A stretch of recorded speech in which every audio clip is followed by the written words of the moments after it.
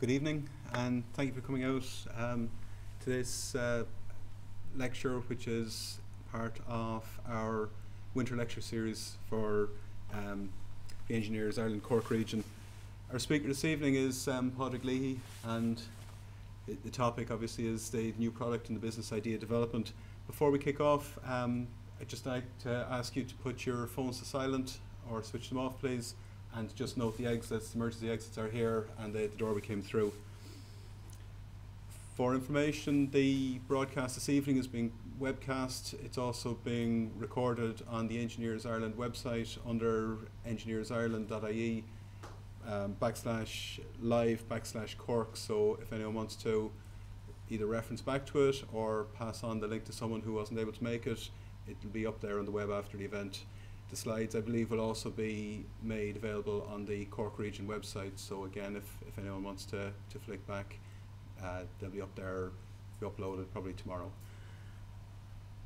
Just as a brief introduction, I guess Pádraig is as well as being a chartered engineer and a member of the Cork Region Committee, he's a CIT graduate with a degree in mechanical and manufacturing engineering and also a diploma in project management. He's a wide range of experience in product development and design, and he's we're very grateful for him coming to speak to us this evening. So without any further ado, I'd like to welcome Pádraig to this stage. Thanks. The stage is there, by the way. Stage, I see. Tonight's talk, it's about reducing the mountain of workload or confusion involved in developing a new product into a practical set of tasks. I'll probably refer to product throughout the night a couple of times. That might mean service or some other business idea. A lot of the principles will apply. The slides aren't particularly exciting. It's all about practical information. The slides are numbered, so if you have a question or something that you want to reference back, the lower right hand corner as you look at it there will help you. Just by way of legitimizing my right to speak here tonight, and for no other reason, I spent the first 10 to 15 years of my life, working life that is rather, in the manufacturing industry, in a plastics company manufacturing plastic products for the construction industry. Of necessity, we developed our own products. They were usually in response to competitors' products on the marketplace. We were very much a young and Me Too company, and over the years the company grew, it developed, and we took the initiative a number of times ourselves and developed our own unique products. In 2007, I think it was, I decided that I wanted to do things on my own and get more independent, and I set up what is now Plas Consulting Engineers. Had I known all of what I'm about to present tonight, maybe I mightn't have taken that step, but there you go, right? As part of the work that I do is that I end up helping people in the manufacturing industry, and sometimes it's those people looking to get into manufacturing. They may have a new product. Sometimes it's an existing product and they want to replace, that's on the marketplace, and they want to replace it with their own, but maybe a couple of modifications or some improvements or something like that. Along the way, I got introduced to some of the people in the local enterprise, what is now the local enterprise offices, and I've ended up mentoring and guiding some of the inventors that come their way. Additionally, I am also involved with an industrial design company called Perch Dynamic Solutions, which is based in Dublin, quite near the National College of Art and Design in Thomas Street, so that's a pretty creative zone. So things like new products and designs and prototypes and licensing and patents and all that type of stuff is part of the everyday lingo for me. Make no mistake, don't be ashamed of it if you have an idea and you want to profit from it. A lot of people forget that what's written up there right now. You have an idea and you want to make money from it. Don't lose sight of the make money part, you know. It's amazing the amount of inventors that approach the enterprise office and they forget that whole enterprise word. You know, it's like treated maybe as an inventors club or something like that. So don't lose sight of that goal, because people do. The plan of work that we're going to talk about tonight it's simple enough, really. If you have an idea, the first thing you want to do is, does it have value? How would I assess the value?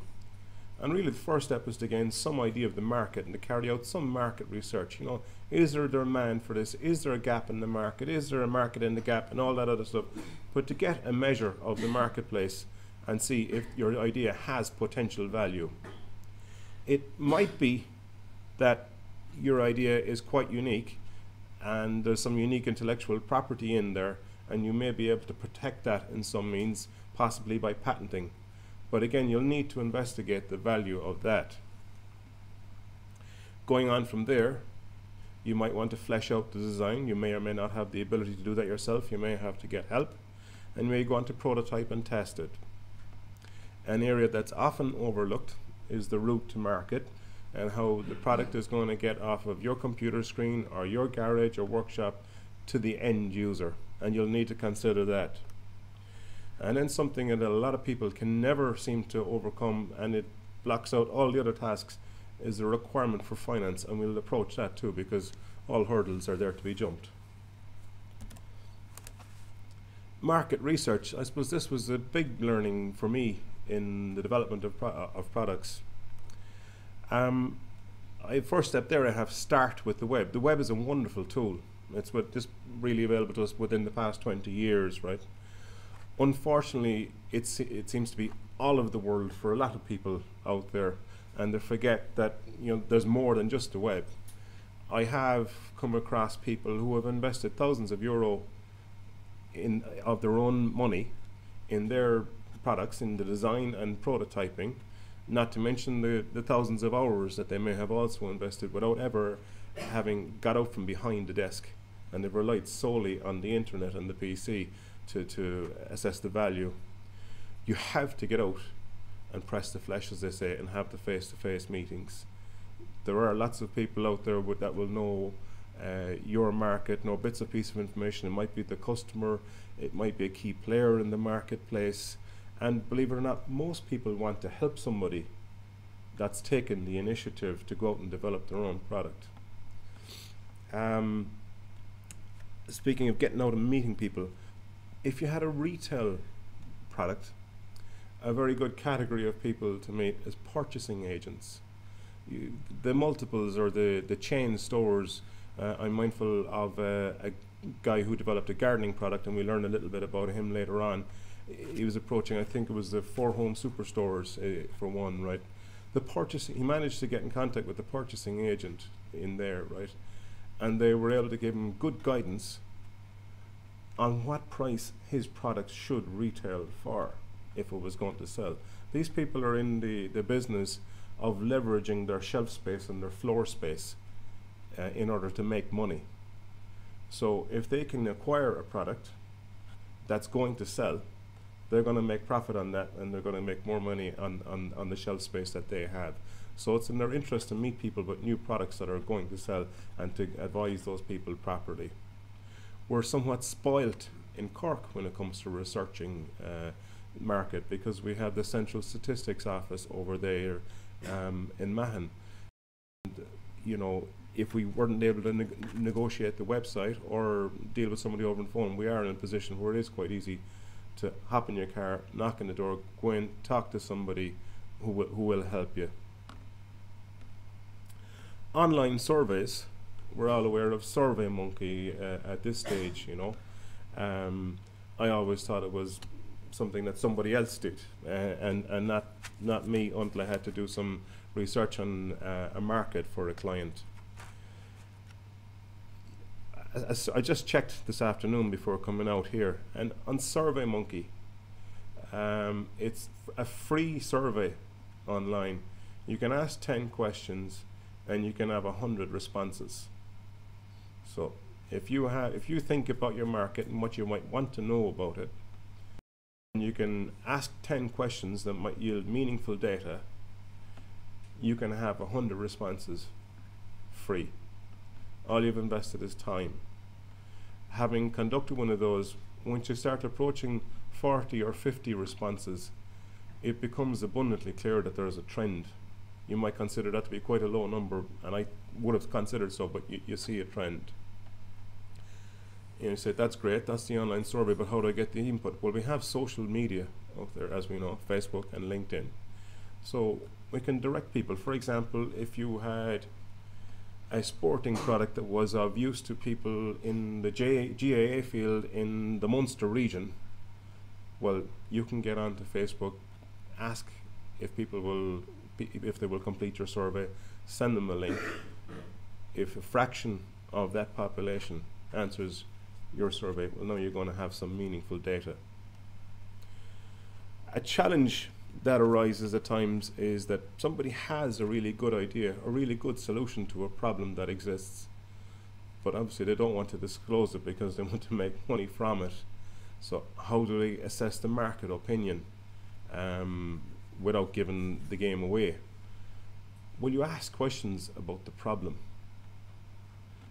You dance around the issue. For example, if it was a chair, for example, was the issue, you know, you could ask questions about how comfortable people are standing, how much time they spend sitting, and you could put in a red herring, you know, talk about some other piece of furniture, so you can get information in the vicinity but without actually giving away the idea. So if we were to put all of that together into a picture, you might do your initial web research at home. You'd try and get out and meet with a couple of people or players in your marketplace.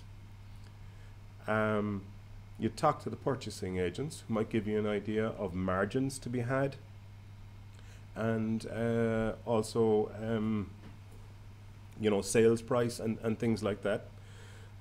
So you have an idea of a sales price for your product. Let's say it's something that's used in the domestic market in the home. So you go to the CSO, the Central Statistics Office, you find out how many homes there are in Ireland. You send out a survey through Facebook and other means to get people to complete the online questionnaire. You figure out what percentage of those might be interested in your product. So you're slowly building up a picture, if you know what I mean. Intellectual property. It's a much used phrase out there, and we all hear about IP, and people get themselves rightly twisted up over it. It can be very distracting. So let's just break it down for a second, if we may. There are 4 main types of intellectual property.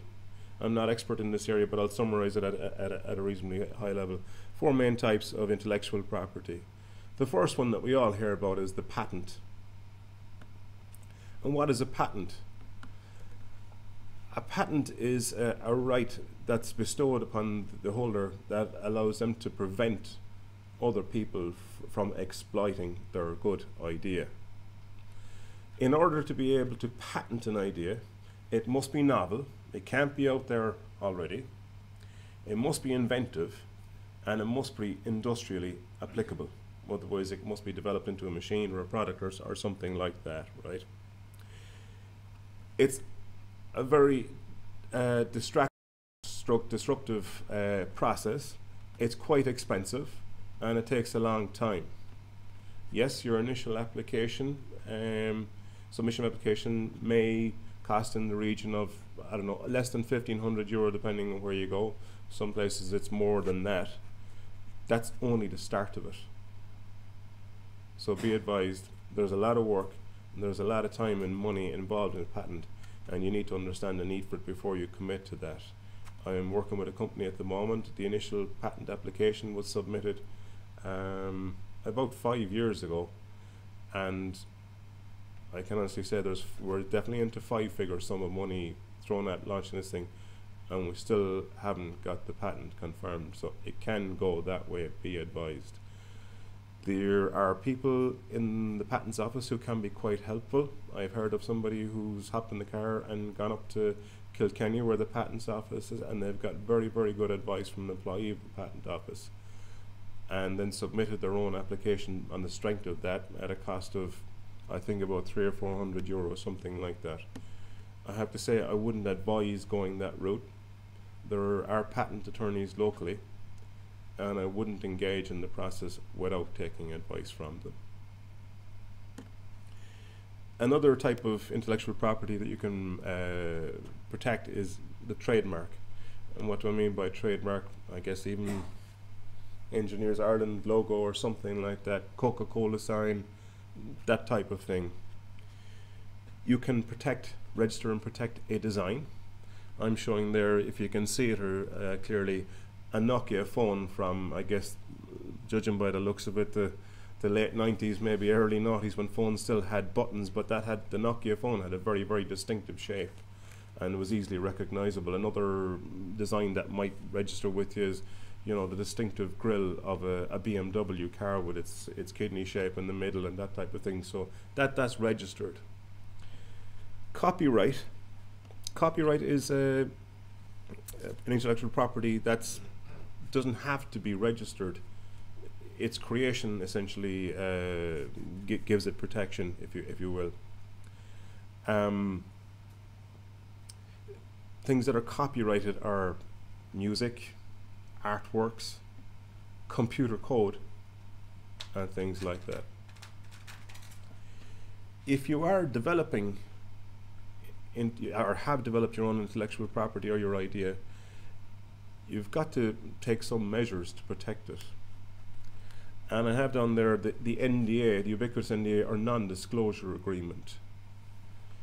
If you're going to engage people, professionals, granted, I mean, confidentiality and non-disclosure is a given when dealing with lots of classes of professional, but it is no harm to mark people's card for them. So when you're approaching somebody to help you with the design or to help you with patenting or other development works in your product, you can get them to sign a non-disclosure agreement. You might obtain such an agreement from your solicitor. There are lots of examples out there on the web, but they need careful consideration before application. It's not a guarantee of anything, but you are marking someone's card for them. I thought I'd give a slide just to the value of a patent, because so many people get caught up in patents and applying for it and without really understanding what the value is. It gives you a notion of security of your intellectual property. And why I say a notion is because it costs an awful lot of money to defend against an infringement of a patent. If you devise some component or some accessory, for example, for an automobile, and the great Ford Motor Corporation decides, I'm going to have that, I'm not going to pay him a penny. Unless you've got somewhere between 500,000 euro and more to invest in a lawsuit, you can forget about it. It can give you a notion of credibility in the marketplace. We've often seen inventors and people with new products on the television and the paper and quite proudly displaying patent pending. And if a company, if you create a business around your product or service and a company holds the patent, then that's an asset in the company and it can add value to the company. The market isn't so much used to buying patents off people as it is used to buying companies. And if you go to a patent attorney locally here, he'll tell you that that's really that's what it delivers. So if you need security of property, if you think there may be credibility to be had, and you're thinking about setting up it as a company for some reason, well, then you might consider the patent. Other than that, you may not want it because it's a lot of work and it's a lot of expense.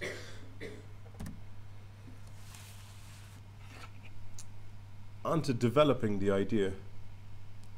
You've had a look at the market, you've researched the market, and you've thought, okay, this is worth a little bit of a flutter or a gamble. Let's see what we can make of the idea.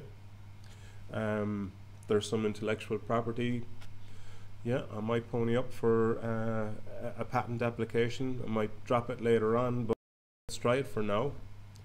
And now I want to develop the idea. It might be an electronic product, and I have no knowledge of electronics, so I'm going to need resources, accessible resources. They're out there. There's a whole network of resources. There's a network in the room tonight, that's Engineers Ireland.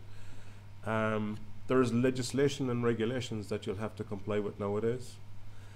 And then there's something that a lot of people forget about, is the route to market, and we'll develop these points as well now.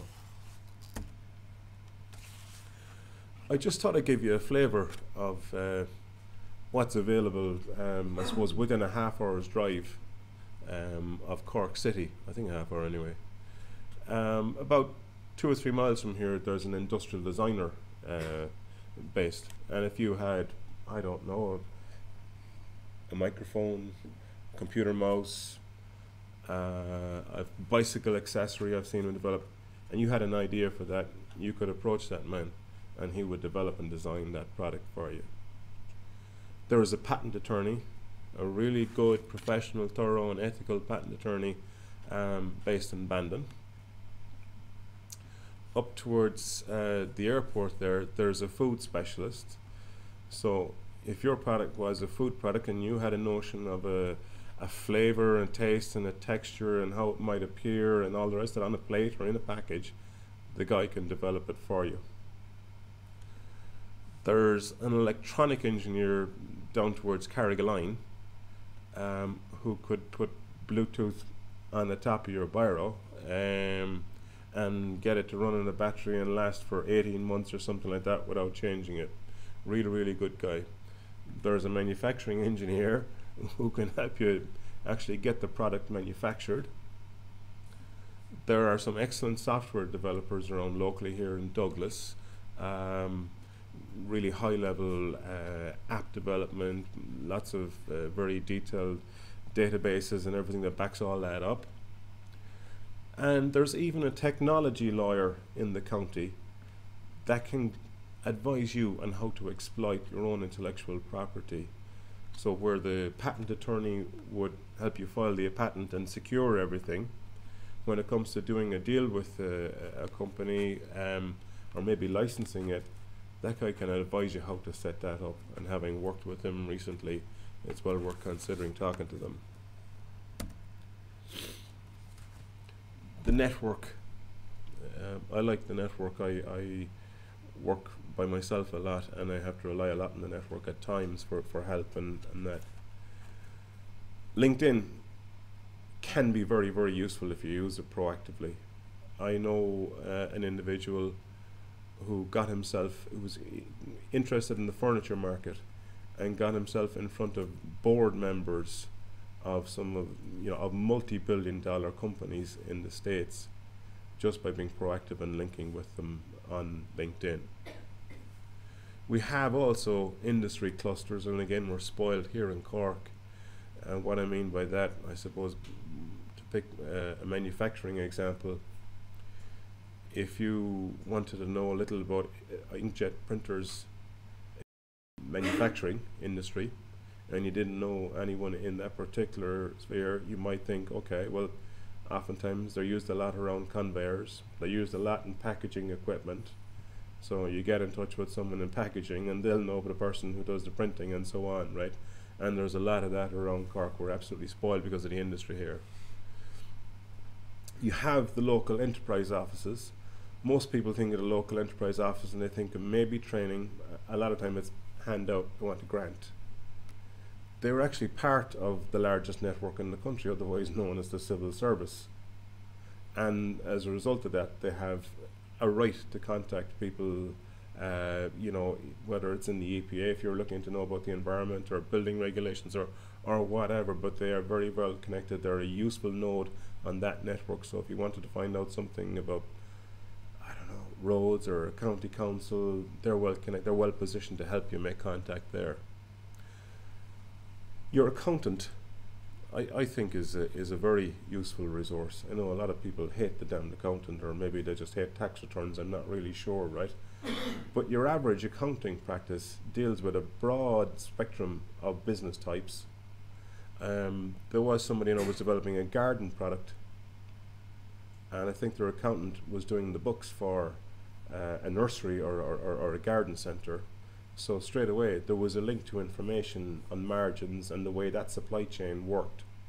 So it can be worth your while having a chat with the accountant when you're trying to get more information. legislation and regulations, I mean, we could talk about standards and directives all night and still not be finished. I think the principle here is, and what you should observe is that you need to inform yourself about the relevant directives and standards and other regulations that apply. But you have to view these as conditions as opposed to goals in themselves, right?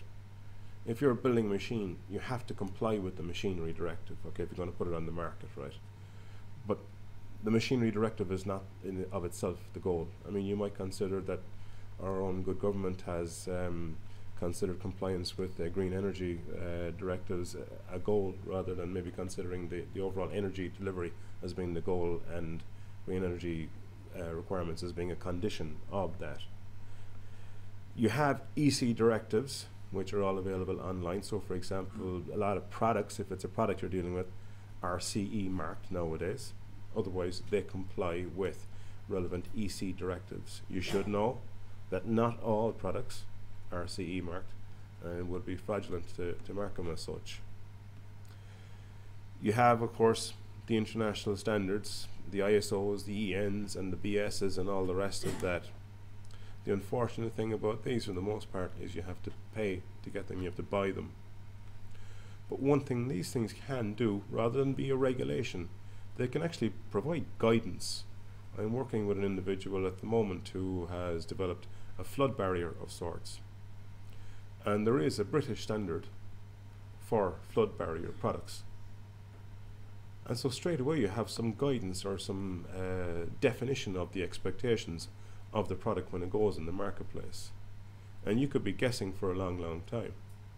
Indeed, a lot of the American standards take very much that type of approach, where it's a game leveling exercise and an informative exercise, rather than a regulation and whip cracking thing, if you know what I mean.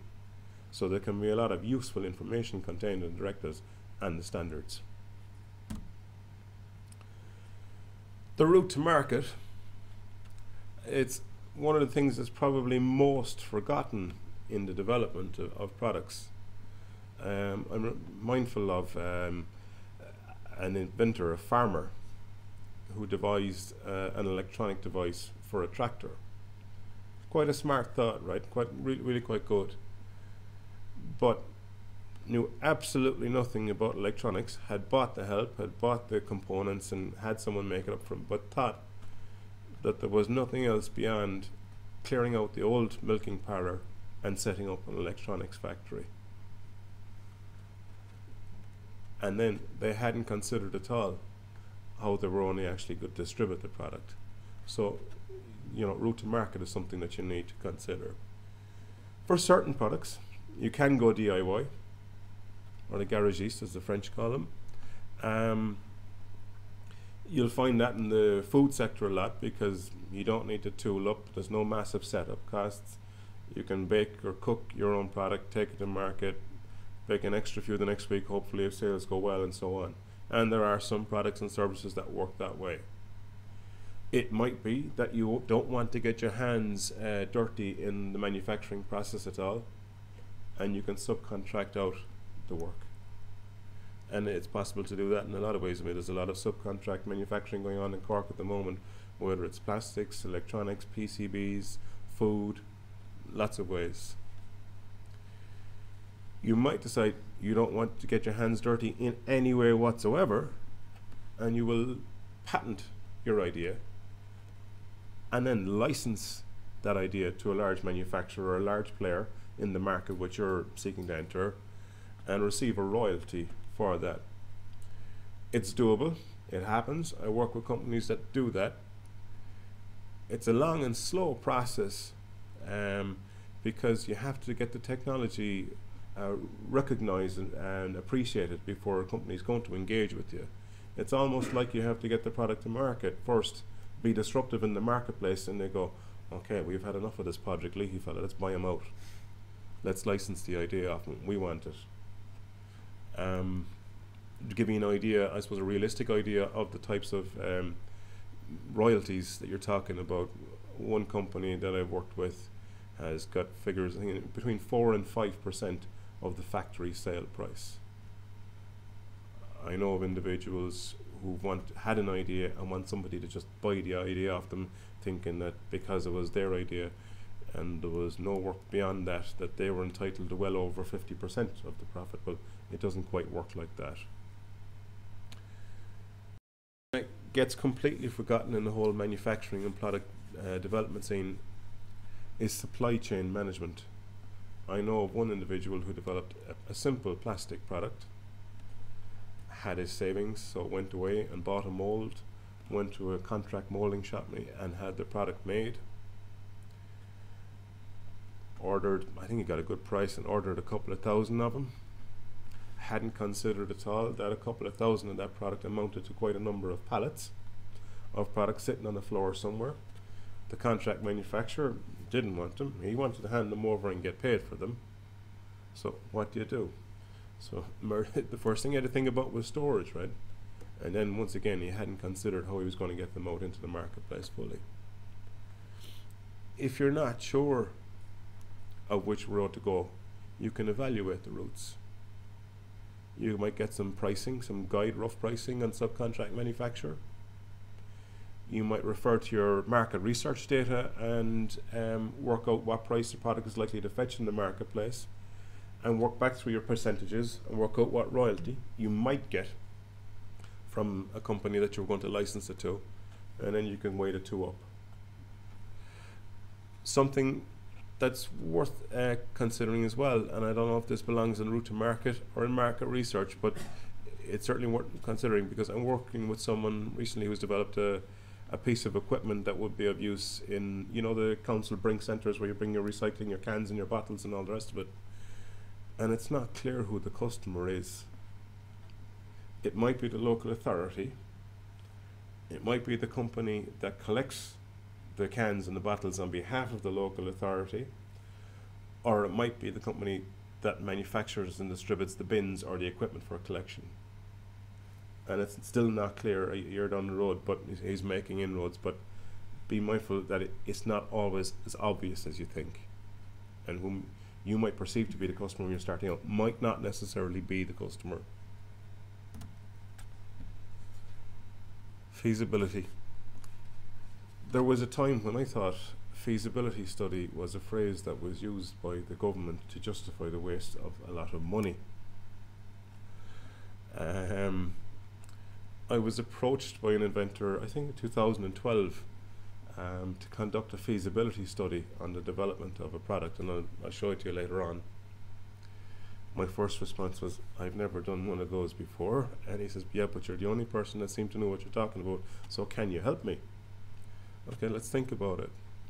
So we put together a plan of action, carried out some market research, did a little bit of design work where we considered what his end product might look like, thought about the sphere of operation of that particular product, and considered what other products might lead on from that.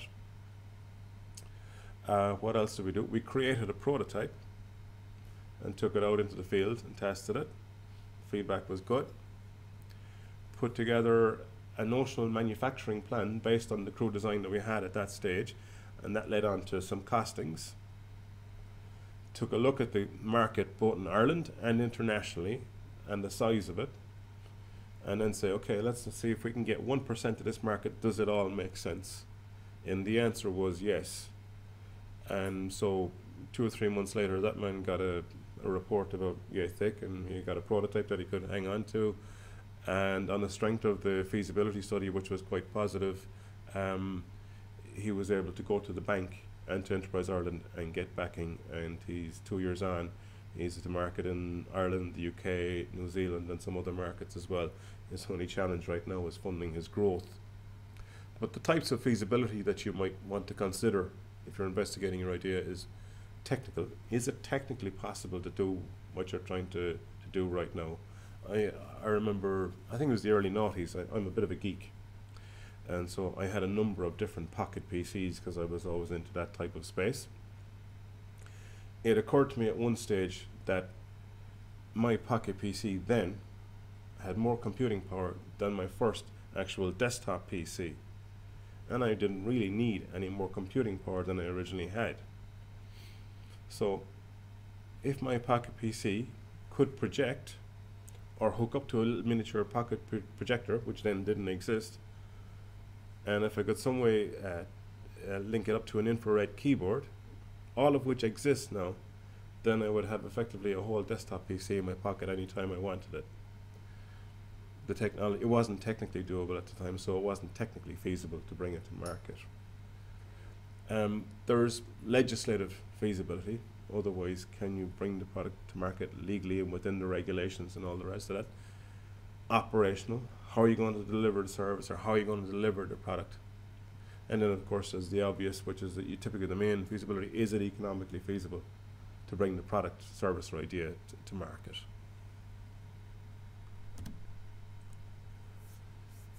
The term business plan, I suppose it makes some people run for the hills, because it's one of the first things that can be thrown at you when you go to Enterprise Ireland or the local enterprise offices when they want to see a business plan, right? And that can be a presentation of your numbers and your projections according to I suppose your information. But you need a plan, a clear plan of action, right?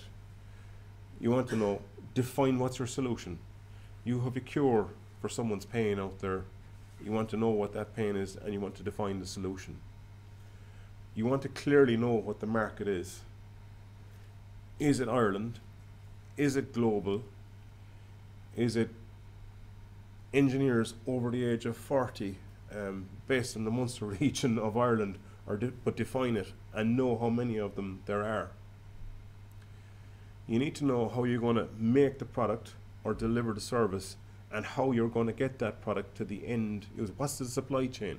How are you going to get it made? Okay, subcontract manufacturer. What am I going to do from there? I'm going to hook up with Dunn stores, and it's going to go straight to central distribution, and they're going to distribute it. So all I got to do is make a couple of calls a month, talk to Dunn's, and talk to my manufacturer, and that's it. Okay. You're not likely to be able to do it all on your own. You're going to need support. There's a fair chance that you're going to need financial support, or at least help in the preparation of the finances. You may not have the technical expertise to develop the product yourself. You may just have witnessed the need for it. You may need that. All of that has to be part of your plan, because if you don't include it, you're not able to action it. And then, of course, you're going to have to produce some financial projections. Because this thing has to make financial sense at the end of the day. So you do need a business plan. This is the one that a lot of people just give up even well before the first hurdle, finance. There are a lot of people out there that have an idea and they just can't see beyond the cost of getting it to market. They just see this huge mountain they can't overcome.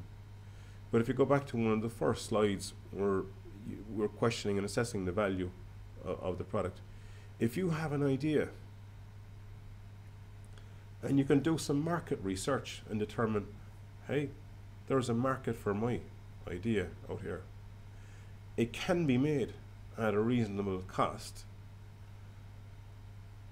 I know who the people are that can help me make it, and I've got quotations for their work.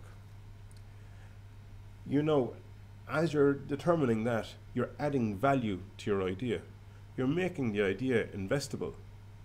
So, while you may not be able to hold on to all of the idea, you might be able to take on board investment and share some of the reward with the investor. Some people don't need to do that.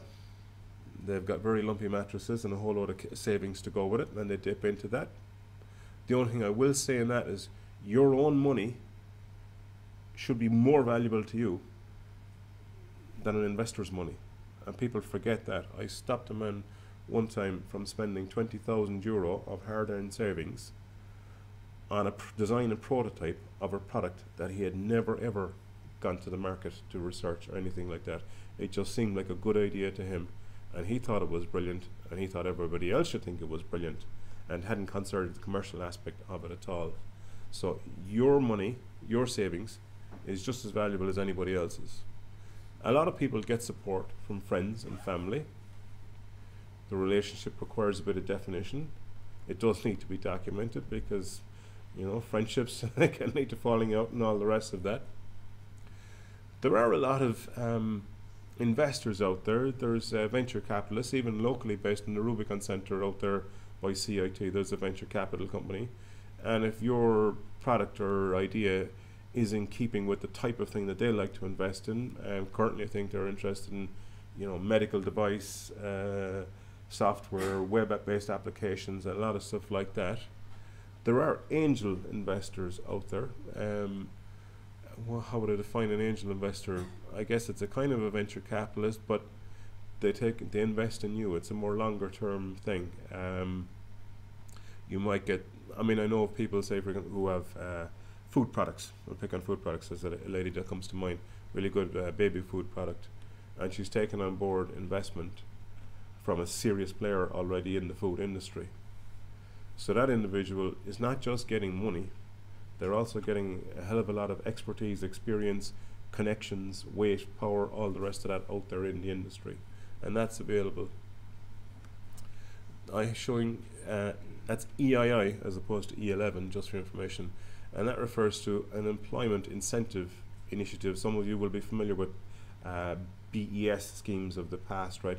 And it's an incentive from the revenue commissioners to help people to invest in new products and new companies, and that there has to be an element of risk. You have to be participating in risk in order to avail of it. But there is very, very favourable tax incentives, so people's exposure is, I think, less than halved. There is grant aid available from, to start with, the local enterprise office. There's two main types of grant aid. There's a feasibility study level grant aid, and then there's capital grant aid. They will have a few more special funds, but typically they're the main. Feasibility study, if you want to develop the idea, conduct a feasibility study, get some testing done or something like that, you might avail of up to, I think, about €20,000. Be aware that's usually 50% matching, so you'll need to come up with the other 50%, right?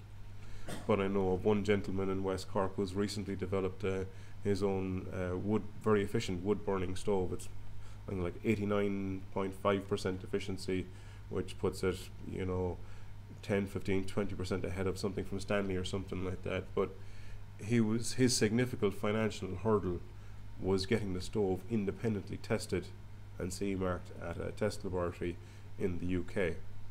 You had accommodation, transport, the actual testing fee itself, which was not insignificant, but he was able to avail of feasibility funding from the local enterprise office. As you scale up, you may go to Enterprise Ireland. Typically, products and services should be internationally tradable, and the company should be expecting to have 10 or more employees at the end of year 3 in order to qualify for EI support. Some of the other government agencies, such as the EPA, will have funds for projects that may be of interest to them. And then the banks have also been known to support products, believe it or not, even in these times.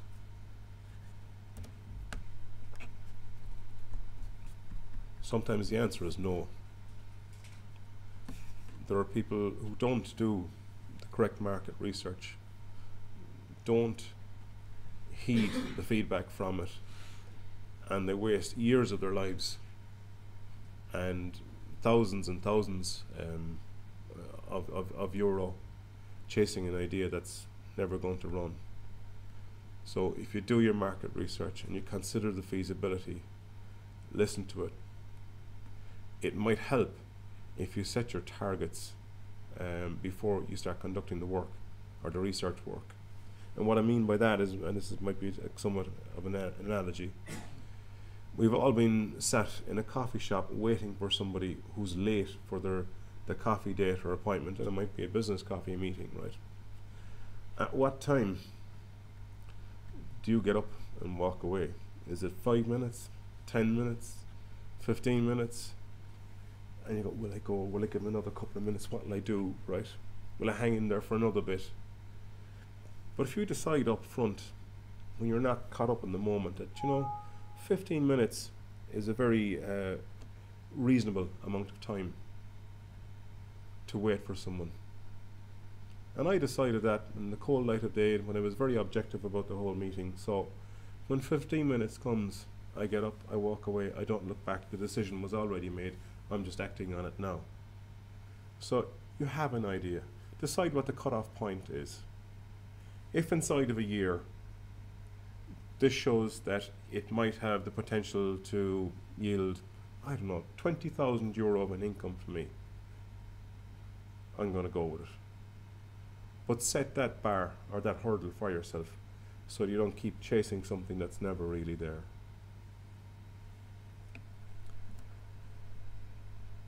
I've seen that process ignored, and I've seen it ignored at different scales. There's a gentleman who developed a sporting product, a kind of a machine, without going into it or disclosing anything, who never got out from behind the PC and went to a meet at the sporting event, despite the fact that there is a community in Ireland.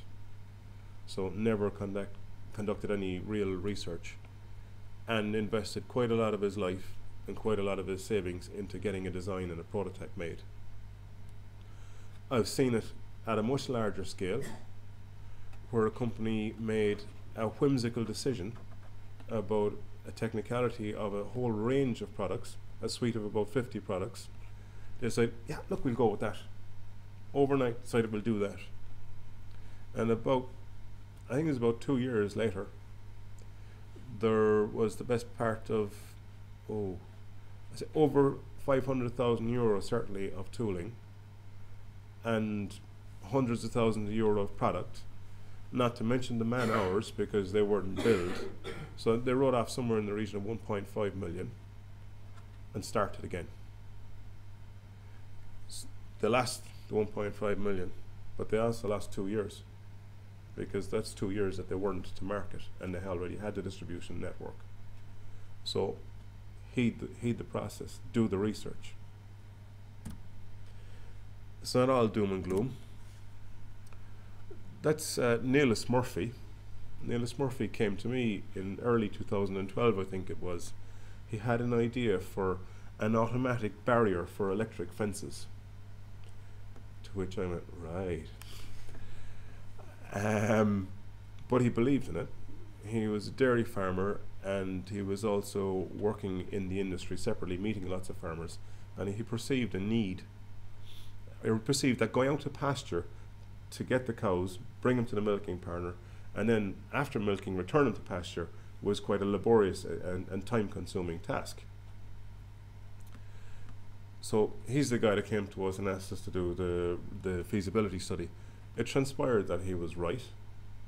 I suppose he's kind of a textbook case, because he did the market research properly, he conducted a feasibility study, he got his design work and prototyping done, he patented his technology, he got his feasibility study, which he went to the North Cork Enterprise Office and also I think Bank of Ireland, got support there, and got his product to market by means of a subcontractor based in Mallow.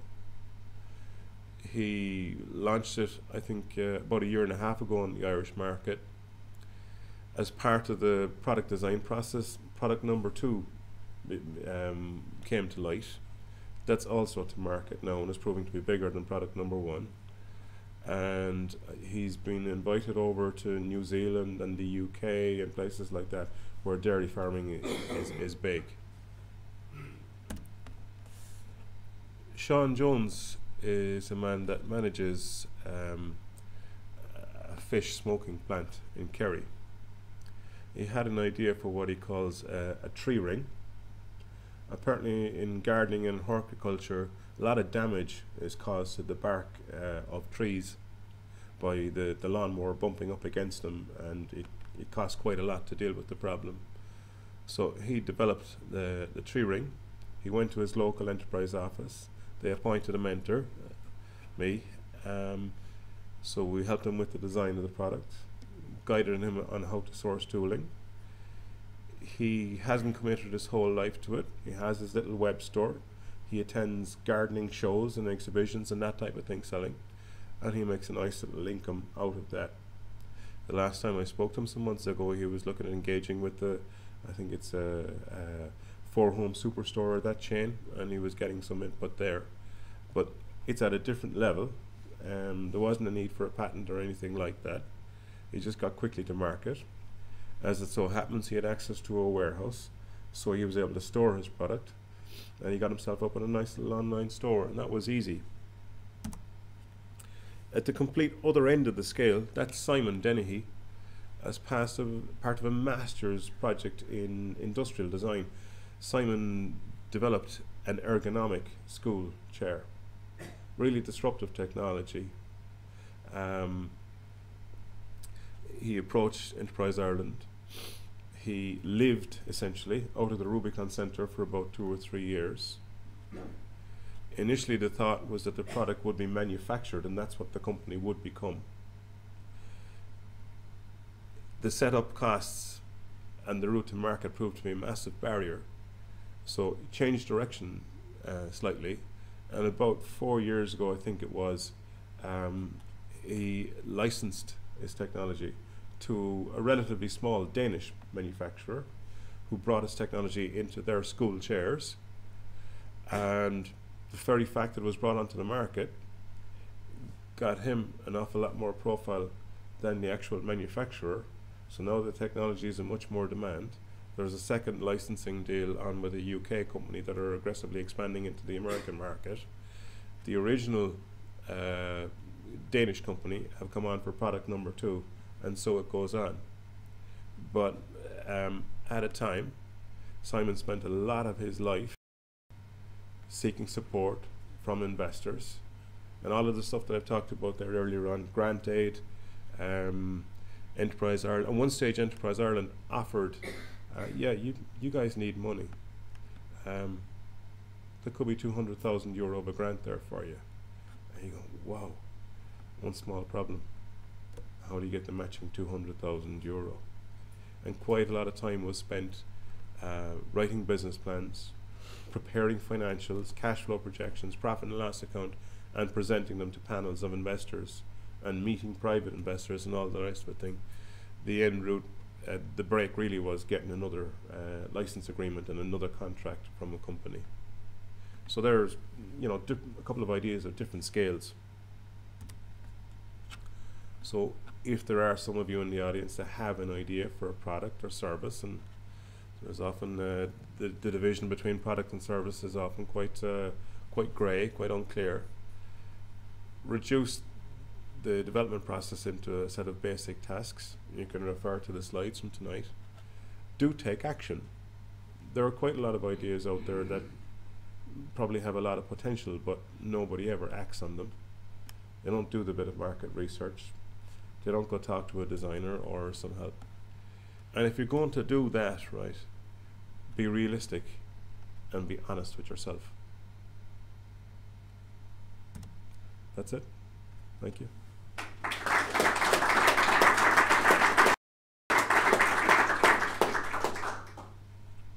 Any questions, anyone? Just get the microphone there. Sure.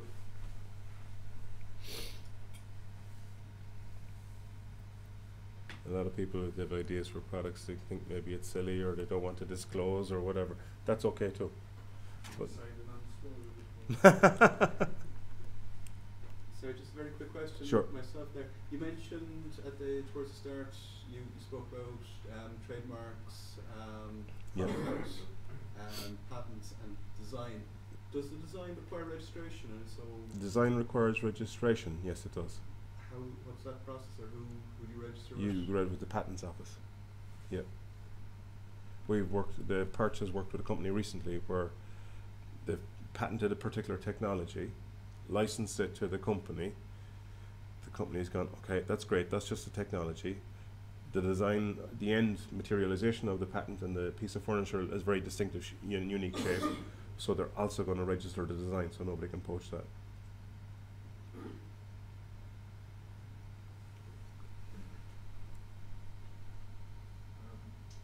With the failure rate of startups being so high, like talking after 3 years, maybe only 20% are still going, what do you think is the key pessimistic, but that makes them fail in terms of, is it the market, is it bad management of finances, is it the wrong legal structure of the company, or?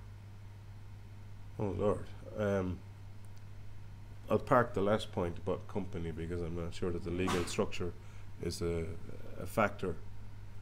I think there are a lot of people that start up enterprises, for want of a better term, that haven't done the necessary market research.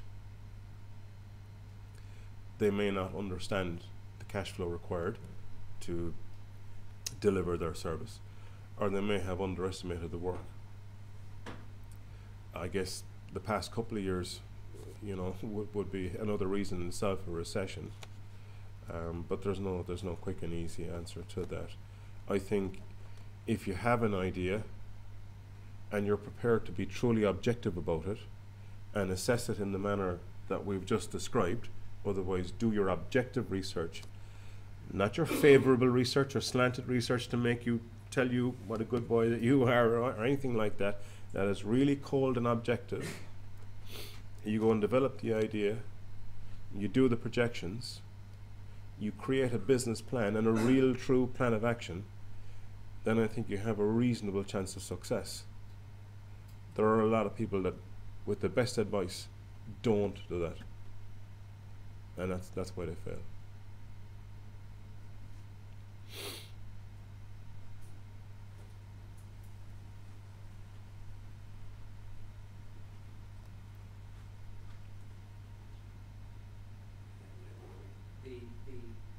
The one you showed us at the end, the example of the chap who developed the protection for trees with the lawnmower. Yeah.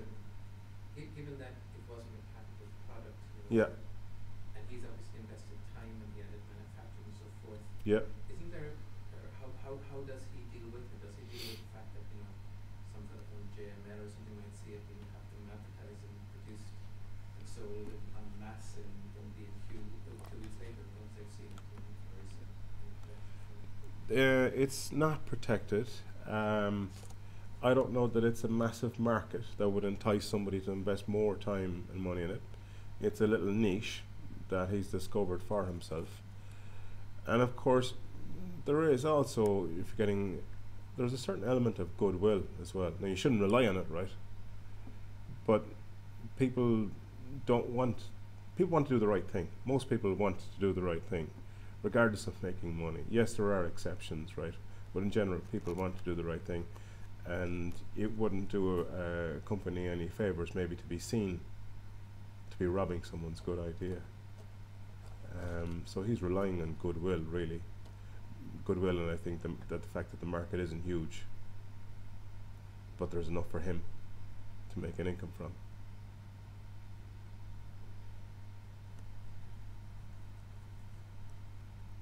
Please. What kind of examples of products don't need to be CE marked? Oh Lord.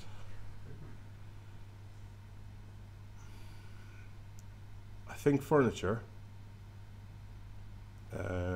doesn't need to be CE marked. You've put me on the spot there.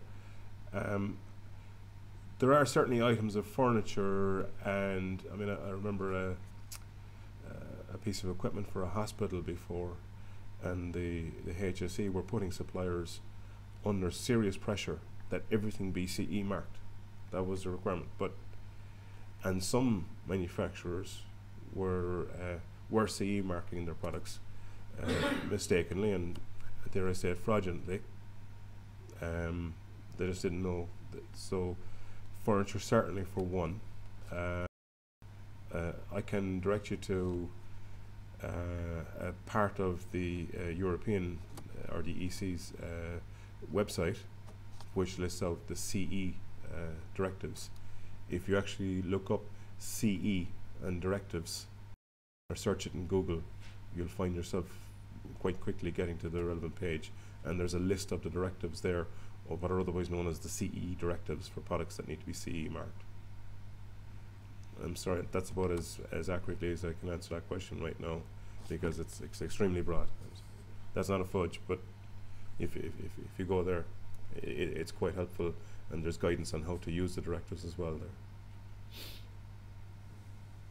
Just on that point, there's a lecture on the 24th of February on the EU directives here in the hotel, which I'm sure will go into that. I think basically if it's not specifically covered by a European directive that requires CE marking, you're specifically not allowed CE marking. So That's correct. things like, I think, for example, things like soft drinks cans aren't CE marked because they're kind of specifically stated as being outside like directives which relate to pressure and things like that. So it's quite a lot of stuff that doesn't require CE marking unless it specifically meets a regulation and that and a part of that regulation that requires CE marking, it doesn't. But obviously there's a lot of things on the market that do, but it's because they meet specific criteria like certain electromechanical properties or pressure in certain fabrics or things like toys or clothing. So it's you have to be brought in specifically. But there's just a lot of things that can bring in. But that lecture by John Monroe on the 24th of February, if I'm standing corrected, the details are on the website. Yeah. It's an evening one too. It is, yeah. Yeah. Quick question. Sure. The venture capital, as opposed to getting grants, obviously you take a portion of your company, I presume, in order to invest. Yeah. Like, obviously you're looking for as much their mentoring skills, possibly as much, if not more, some cases, and their network rather than their investment. Well, I How do you know? dare say you won't get much mentoring from a venture capitalist group. Yeah. Or, sorry. Maybe an angel investor or someone Sorry, like that, you will, yeah. Sorry, Yeah. I mean an angel investor. Yeah. Sorry. So you'd be looking for. How do you know when enough? How much to give away? If you're a complete novice. It's a game of poker, right? But your investor will typically have an end game, right? Or an exit strategy maybe. So they'll know how much they want to increase. If they invest, pick a round number, €100 in your idea, right?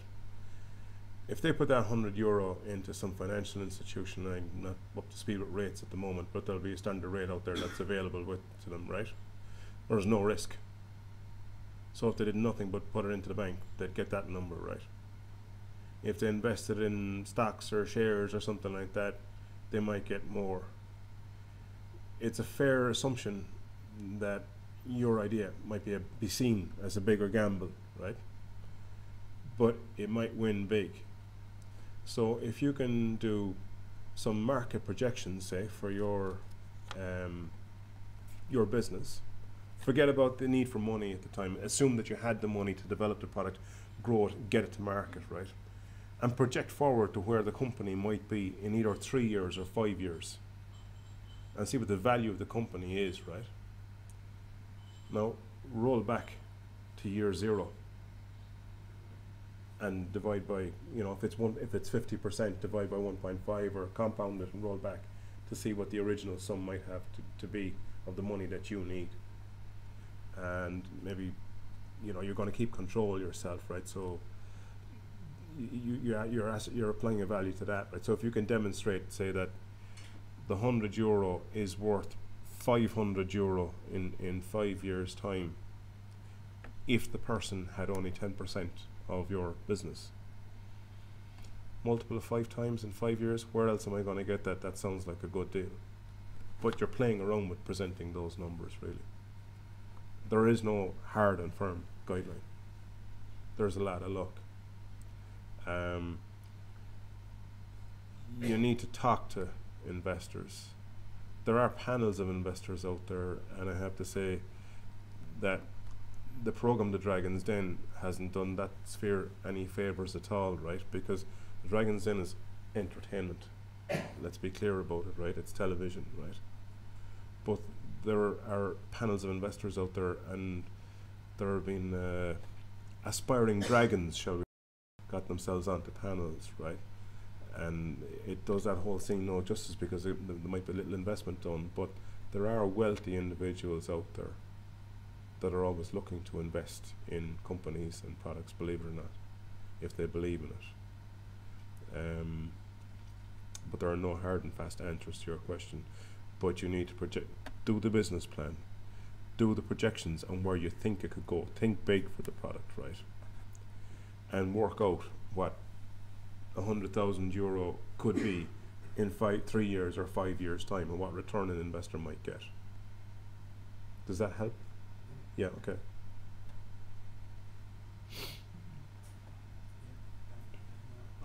Just a question through there, Leo.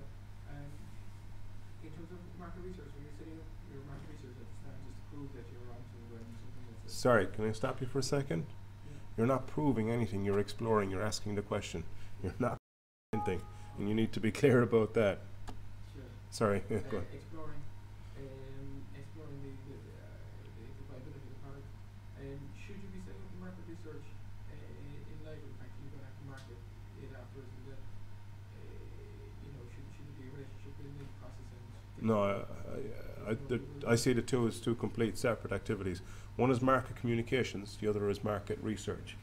It may be that some of the contacts that you make during your research may be useful in the future promotion of the product or service, but that's a separate activity. Yeah, separate process. And I say again, sorry for knocking you back there, right? But it's an open question as opposed to a slanted or directed question. You're not trying to prove anything. You need to be openly and objectively ask the questions. You need neutral information. Sorry. And the other question was on the machinery directive. Does every bit of equipment fall under the machinery directive, or? There's a definition of what a machine is in very early on in the machinery directive. I think it has to be powered. But if there's a copy of them, I can refer you to later on to the machinery directive. But there is a fairly clear and easily understandable definition of what a machine is in the machinery directive. Yeah. I'm sorry, I don't have it at the top of my head right now, but the information is there.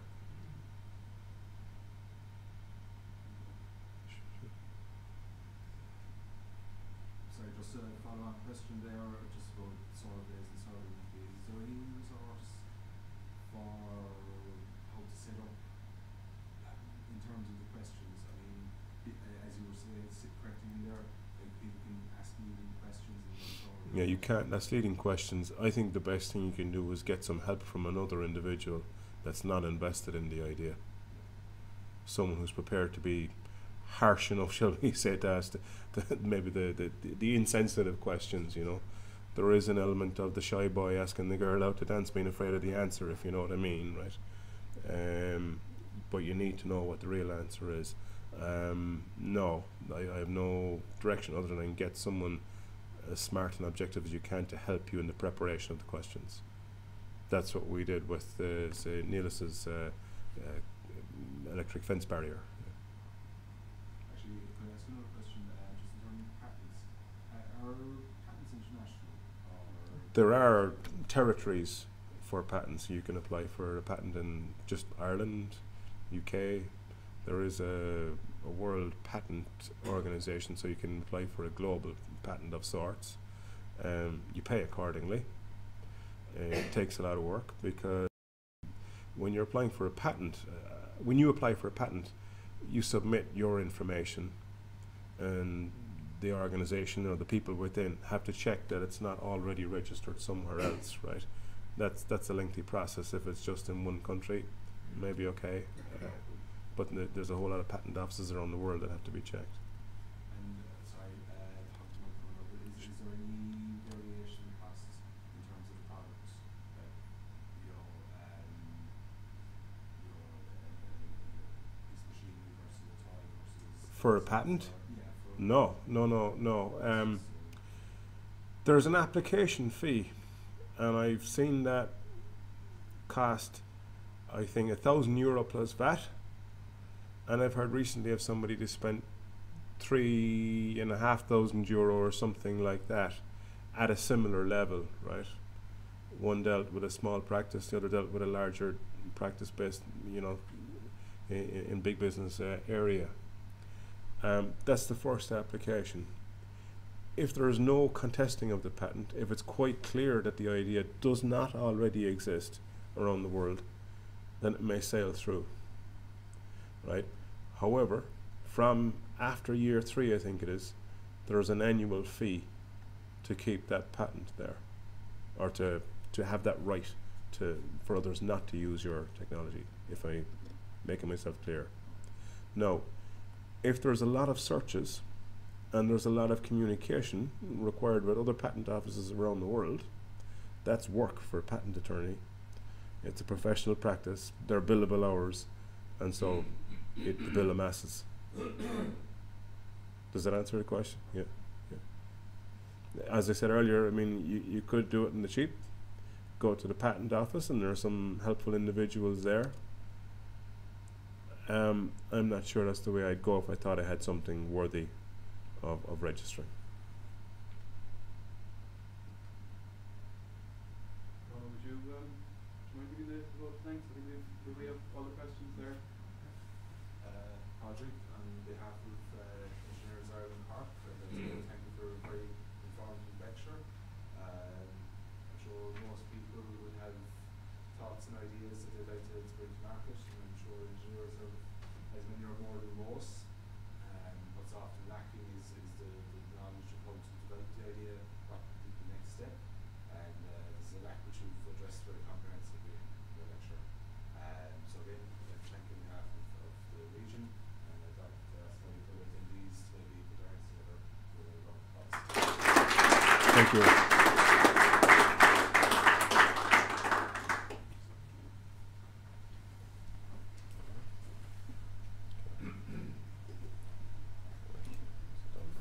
Pádraig, just a presentation Thanks very on measure things.